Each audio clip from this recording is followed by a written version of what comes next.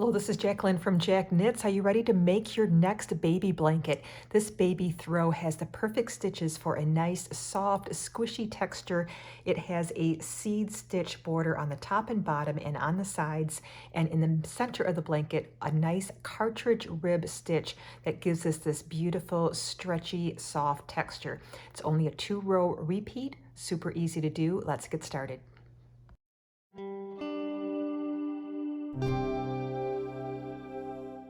Let's get started on this beautiful blanket. The yarn I'm using is a DK weight yarn. It's a Loops and Thread Ombre brand, but I am using 2 strands of yarn held together for a little bit of a thicker weight.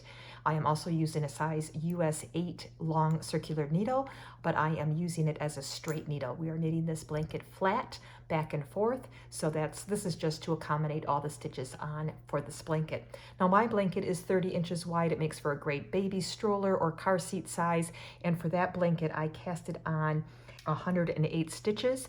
Now at the end of this video I will give you some little math instructions on how to make it larger or smaller and adjust the cast on stitches to adjust for your needs. For this video I'm just going to make a small swatch, a little mini blanket, so I'm just going to cast on 48 stitches. I am going to use the simple long tail cast on method for my cast on stitches. If you need a refresher on that, you can look at the link in my description below for a video on how to do that, or in the upper right hand corner, or you can use whatever cast on method you are more comfortable with. Let me get back with you when we are done with 48 stitches to cast on, and then we'll start with the border. All right, I've cast on 48 stitches for my little swatch here, and the very first part of the blanket, we're doing a very nice wide border on the top and the bottom and also on the edges. So this is a seed stitch border. It's very simple. It's just knit one and purl one, kind of alternating across the rows. So let's start with row number 1 of this seed stitch border of our blanket. So row 1 is going to just start with a knit stitch.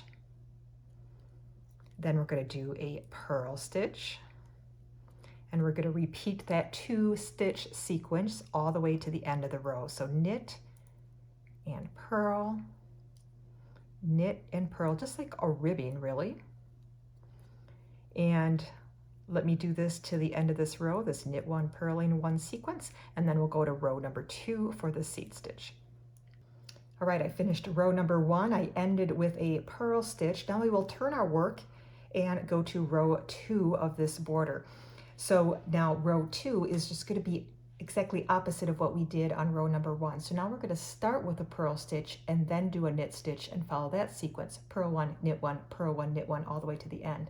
Now you can tell we're doing that because you want to be opposite of what the stitch below shows. So the stitch below here shows that this was a knit stitch or a purl stitch on the back side. Facing us is a knit stitch, so we need to purl that one, the opposite of what you see below. Here is a purl stitch, you can see with the purl bump. So we want to make sure we knit that stitch the opposite of what the stitch below shows facing you. Okay, so I know I want to start row number 2 with a purl stitch.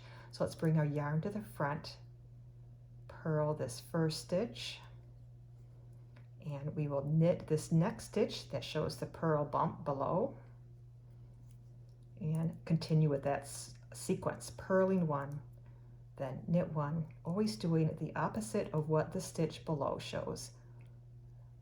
We call that knitting your purls and purling your knits. All right, let me do this to the end of this row, and then you're going to actually just continue that 2-row sequence of the seed stitch for a total of 12 rows, and that's going to give you this nice wide border. So I'm going to finish this row, jump back to row number 1, continue with that 2-row repeat for a total of 12 rows, and then we'll go on to the really pretty part of the blanket with the cartridge rib. All right, I've completed my 12 rows of seed stitch, and you'll notice too that I added some stitch markers here. And what I did is I added a stitch marker after the 8 stitches for my seed stitch on the edges of my blanket, and also before the last 8 stitches on the seed stitch at the end of each row, because in the middle of the blanket we're going to be doing a cartridge rib, and these stitch markers will just remind my brain that I need to switch from seed stitch to cartridge rib, then back to seed stitch for the last 8 stitches. Okay, so sometime along here, place your stitch markers. I'll just make it a little bit easier for you. All right, now let's start the body of the blanket, which is going to be this seed stitches on the edges and the cartridge rib in the middle. Now this is a 2-row repeat, so let's start with row number 1. And for these first 8 stitches, we're just going to continue that same seed stitch pattern.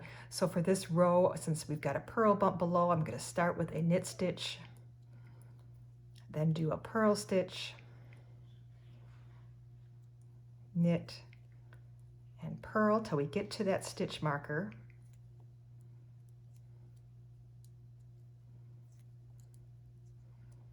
All right, let's slip that marker, and now let's switch over to the cartridge rib stitch. Now row 1 of this stitch is going to just start with 3 knit stitches. That's not part of our sequence, it's just kind of the first 3 stitches of this section. Once that is complete, now we'll start a 5-stitch sequence. This sequence begins with 1 purl stitch and then 4 knit stitches. 1, 2, 3, 4. We'll do that again. Purl 1 and knit 4. Now continue that 5-stitch sequence until you have 4 stitches before your marker. I got 4 stitches before my marker. Now I will end with just a 1 purl stitch and 3 knit stitches. Let's slip our marker again, and we'll just end those 8 stitches with the seed stitch again, where we're just doing the opposite of what you see below. So with this purl bump, tells me I need to start this section with a knit stitch, then a purl, knit and purl to the end of the row.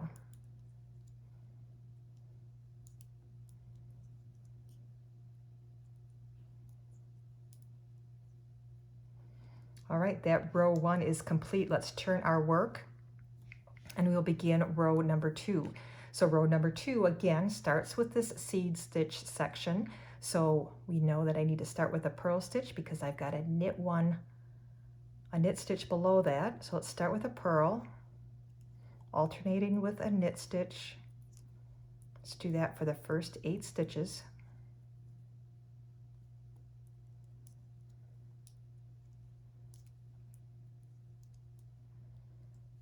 All right, slip our marker. Now let's do row 2 of the cartridge rib. Now we're not starting with any extra stitches this time. We're just jumping right into our 5-stitch sequence. And that sequence is purling 2 and knitting 3. Let's do that again. Purl 2, knit 3. Now we would do that 5-stitch sequence till we have 2 stitches before our marker. All right, I've got 2 stitches left before my marker. Let's end with just 2 purl stitches. Slip that marker and we'll go back to that seed stitch, and we'll purl that first one, alternate with our knit stitches to the end of the row.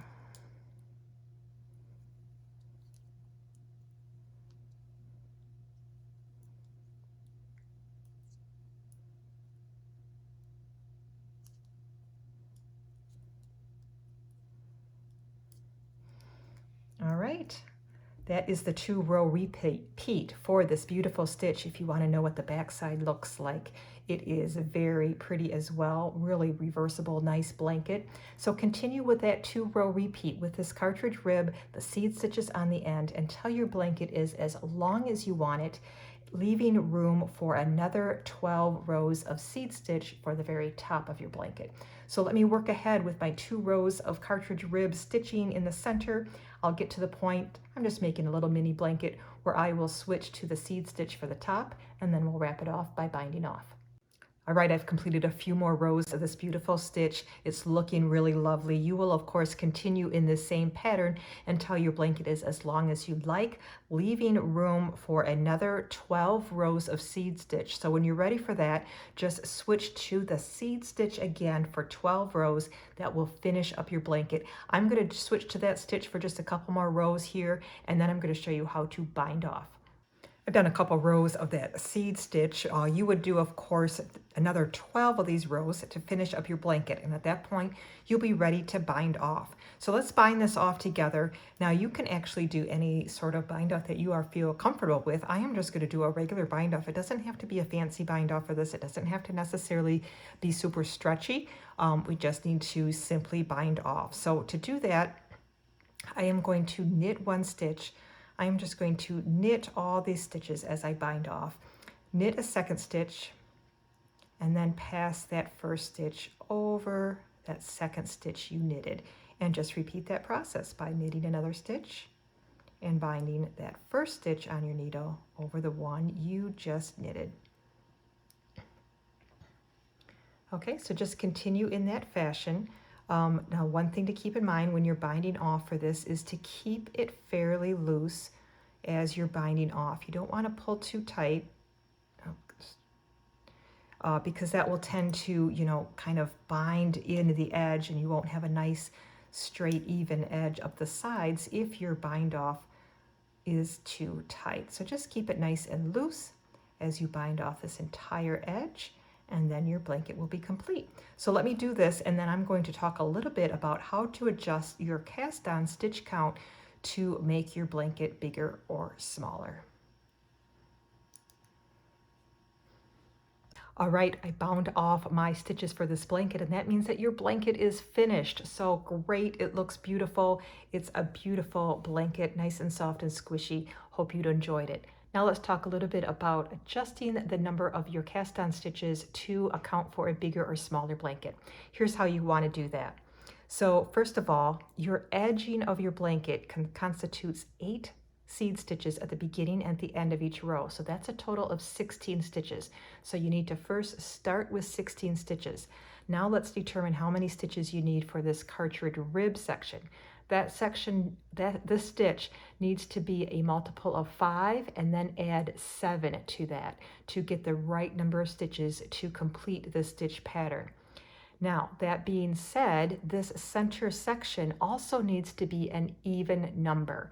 And we need that to be an even number because we need to switch from seed stitch to that cartridge rib stitch seamlessly. And the seed stitch requires an even number for this to come out correctly. So we also need this center piece to be an even number. Okay, so here's how I calculated it for my 30-inch wide blanket. I cast on a total of 108 stitches. Now that was 16 stitches for the seed stitch on the edge of the blanket, and that was then 92 stitches for the center. 92 was a multiple of 5, 85, and then I added 7 to it, and that was 92. And since that was an even number, that will work. Okay, so if you need to start with 108 for your 30-inch blanket and you want to make it larger, the easy way to do it is just add multiples of 10 to it. So make it either 118, 128, that will get you to the right spot.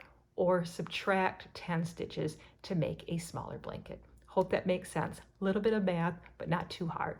Well, I hope you enjoyed this video. If you get a chance to make this beautiful blanket, please let me know. It's so lovely. I can't wait to give it to my brand new granddaughter coming in July. So happy knitting, everyone. If you like this, give me a thumbs up. Don't forget to subscribe to receive all sorts of knitting videos, tips and tutorials, fun stitches, and creative patterns.